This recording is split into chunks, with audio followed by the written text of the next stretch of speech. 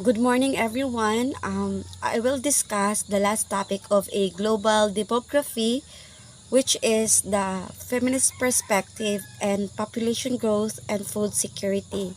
So let's start.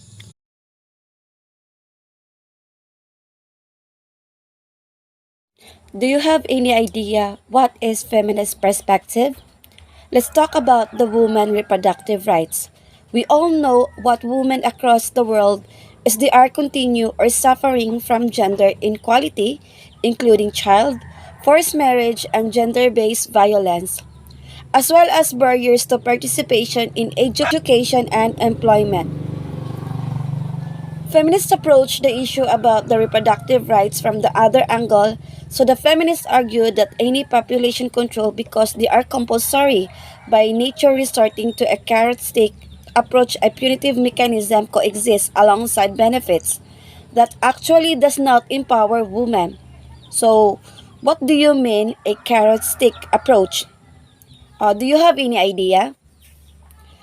So, it means expression refers to a combination used to motivate or to control the behavior.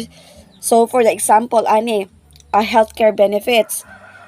Ensuring nga ang mga individuals na access to afford the reproductive healthcare service, including ang contraception, prenatal and safe abortion. So when it comes to reproductive rights, so ang subject is ang women rights, the feminist approach that they will make the decision to make and they have the right to choose either they want to have a babies or not. And also for the contraception abortion, ang family planning, usa po na sa ilang plans. And the goals of a woman must have control over the whether they will have children or not. So ang mga contribute nila is ang economic growth and development. Okay, next bullet. They believe the government assumption that environmental degradation are caused by overpopulation are wrong. These factors ignore other equally important causes such as the unequal distribution of wealth and lack of public safety net such as universal care, education, gender equality program, and feminists also point out that there is very little evidence that point to overpopulation as the culprit behind the poverty and ecological devastation. Okay, so one of the concerns sa feminists is the population control, pati ani ilang mga color, gamay nga income sa mga individual, usahay they are violating sa ilang mga katungod, wala na sila power and right.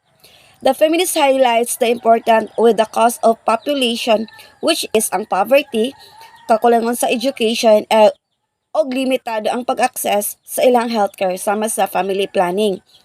So, they mention ang hinungdan sa overpopulation is kanang pag-ignore sa mga feminists nga hinungdan sa lack of public safe.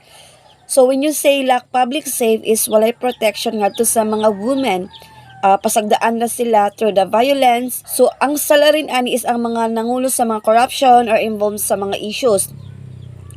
So, here in our country, we have already the RA number 10354 or the Responsible Parenthood and Reproductive Health Act of 2012 known as RH Law.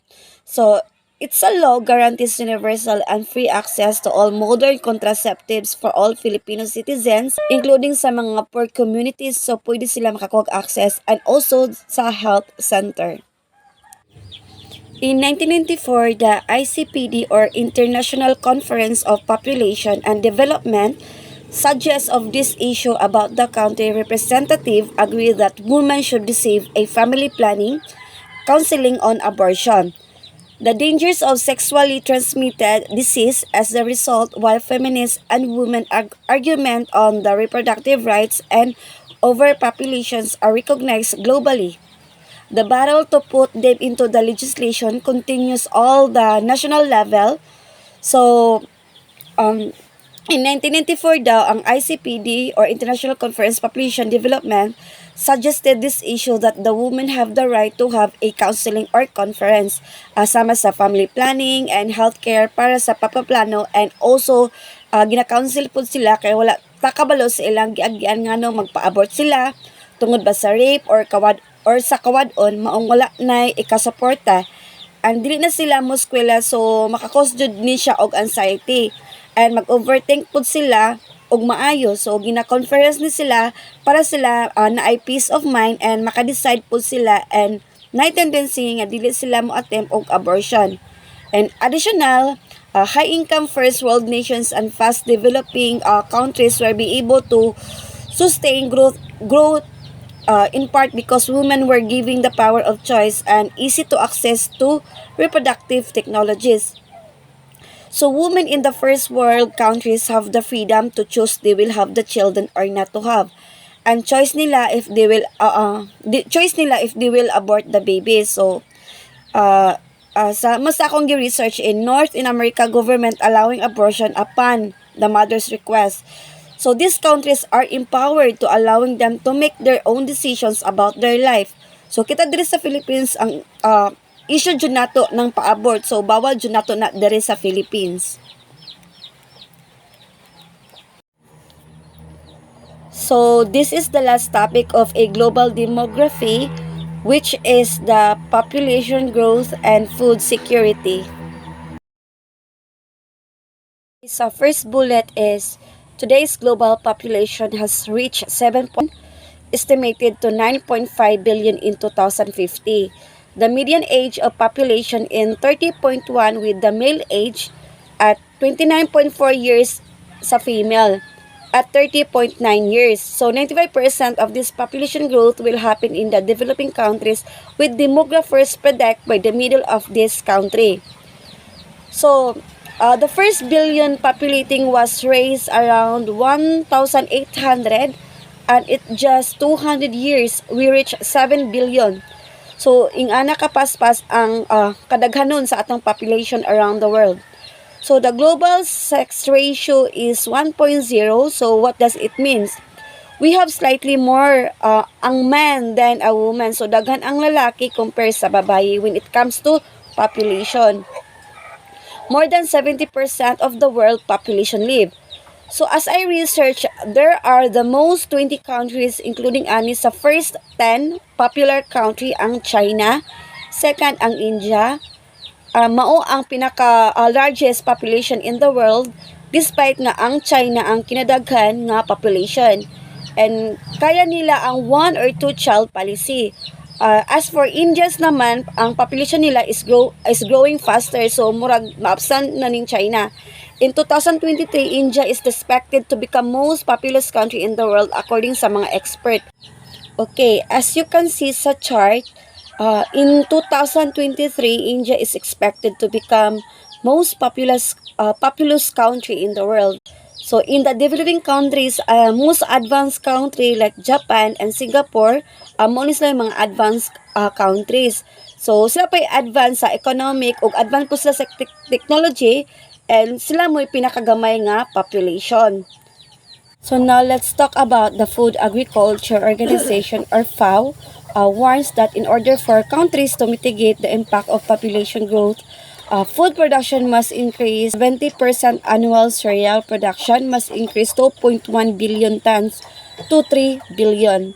As for meat production, increase 200 billion tons to 470 billion tons. Difficulty into the global growth rate cereal has slowed significantly from 3.2% in 1960 to just in 1.5% in 2000. So, the decline in fertility and existence of a young production population, however, may be enough. So, this concerns over the food security and the Food of Agriculture Organization warns that in order for our countries to mitigate the impact of population growth, food production increased by 70% annual. The cereal productions must 3 billion tons from current 2.1 billion yearly. So, some meat production must go up 200 tons to reach 470 million. So, mo ni atong target sa food production. Sa global rate of cereals is nagamay from 3.2% in 1960 to 1.5% in 2000. The Demographers Project by 2050, the global population will stabilize at 9 million people, but they caution that feeding of population will be huge population growth and security. First is investment in agriculture. Second, craft long-term policies aimed at fighting poverty. Number three, comprehensive social program that includes food assistance. And last is consist delivery of health service and education.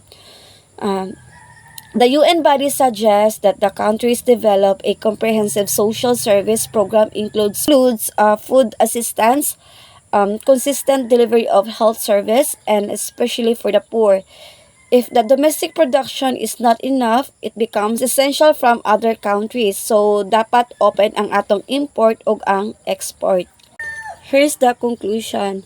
Demography is a complicated field that necessitates the integration of a wide range of scientific data. Demographic exchange and politics as evidence of the impact of on the environment, politics and resources among other things. So as a result, no interdisciplinary analysis of globalization is complete without taking into account the people involved. So, for this conclusion, kung unsa kanindot ang program or policies like implement sa government, walay kadtong willingness nga mo rely on determination like to take into action and they're worth a recommendation, then they cannot achieve their desired outcomes.